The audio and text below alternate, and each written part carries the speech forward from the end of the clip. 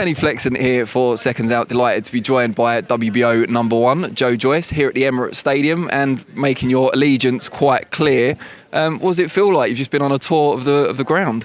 Yeah, it's been brilliant. I hope I'm not hurting your eyes.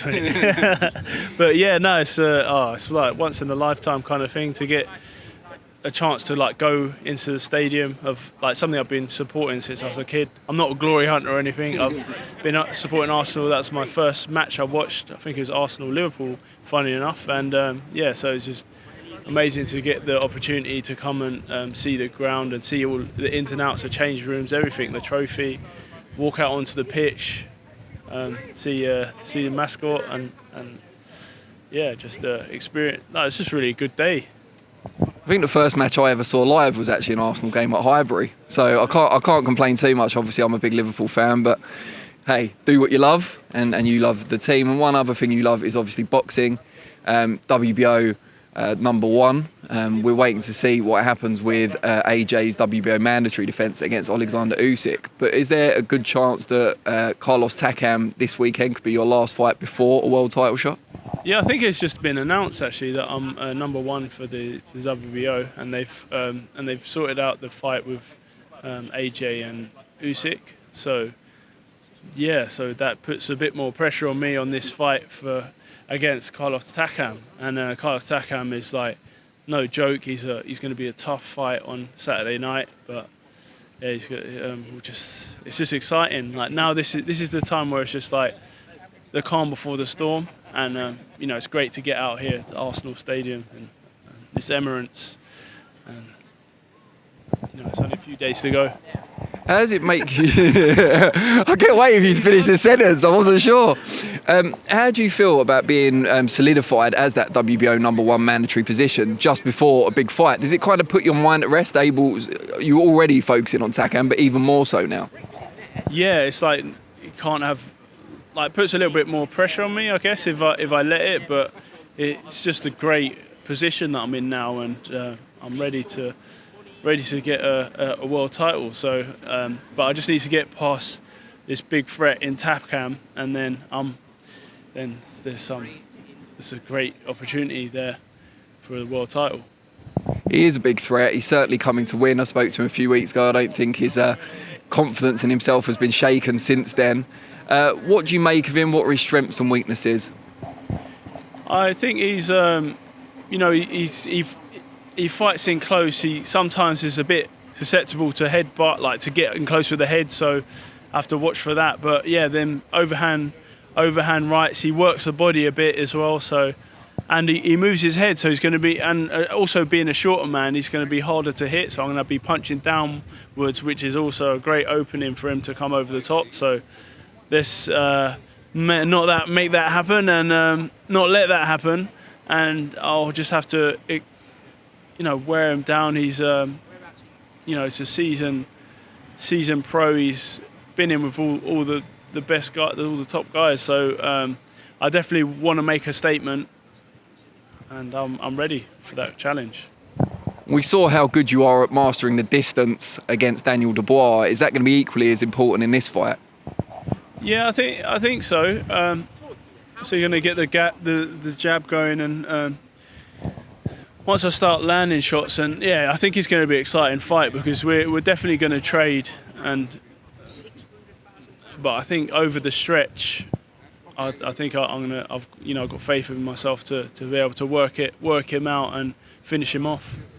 Is it tricky now that you are WBO #1? You've got a guaranteed, I say guaranteed, as long as you don't lose, you've got a guaranteed world title shot coming up. But you've still got to be matched quite toughly, otherwise you're going to lose your edge. So is it hard to find that balance?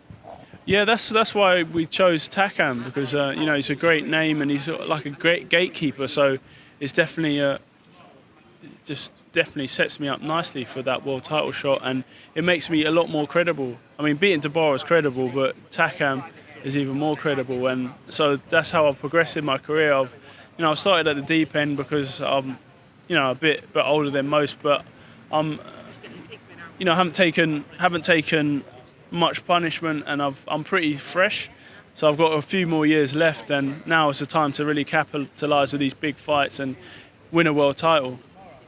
You mentioned Joshua Usyk earlier, and that's been sorted out. I think there's going to be an arrangement announced today, or we haven't got the press release yet while we're talking, but I think by the time this comes out, it will be.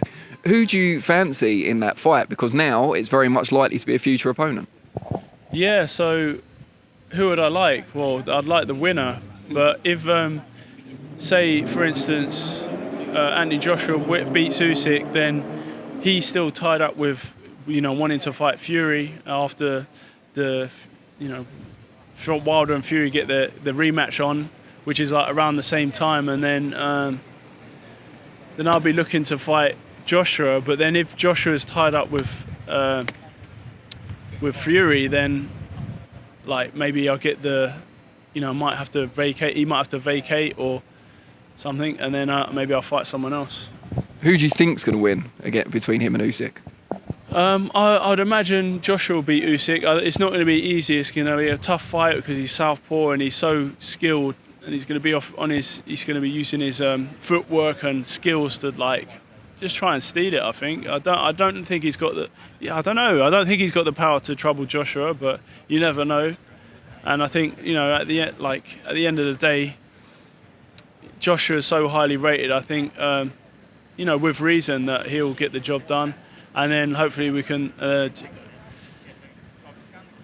potentially Fury will beat Wilder again, and then them two can get on. Would it mean more to you to dethrone Joshua for your first world title as a pro than fight for a vacant title? I don't think it's going to happen, but it's a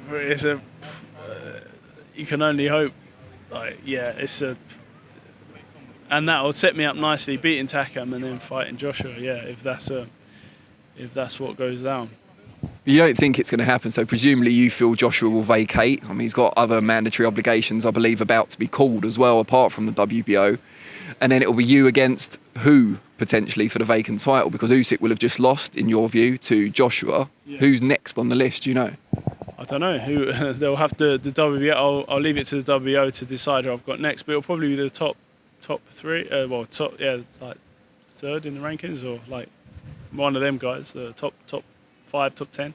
I should definitely have checked who that was before we started talking, but I'm sure it's someone you'll be more than happy to fight. Now, we are here at the home of Arsenal. You're a big Arsenal fan, as you said.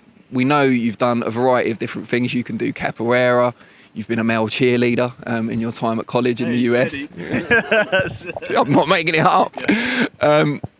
Were you any good at football?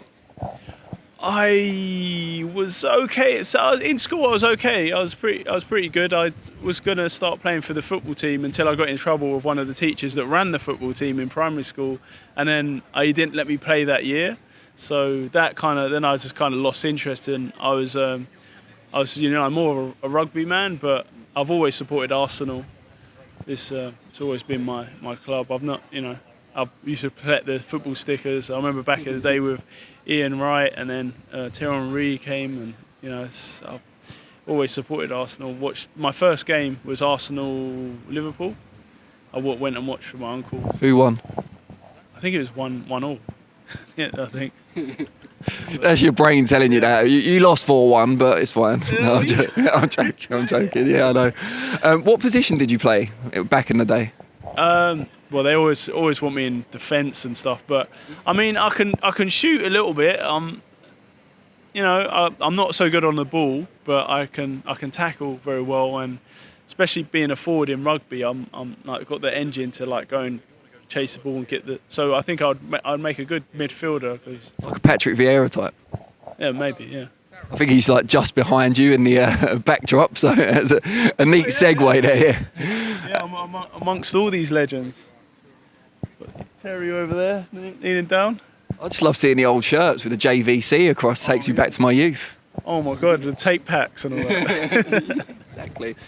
So for people who are kind of on the fence about tuning in on Saturday, why would they be? But just in case, what are they going to expect? What should they expect on Saturday night on BT Sport?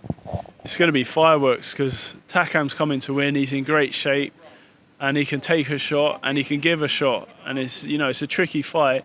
It's one not to be missed, and especially since there's so much on the line for it now, because me being ranked #1 in the WBO. So the next fight could be against Joshua, could be against Usyk. So yeah, it's one not to be missed. Brilliant, Joe. Really appreciate your time and very best of luck Saturday night.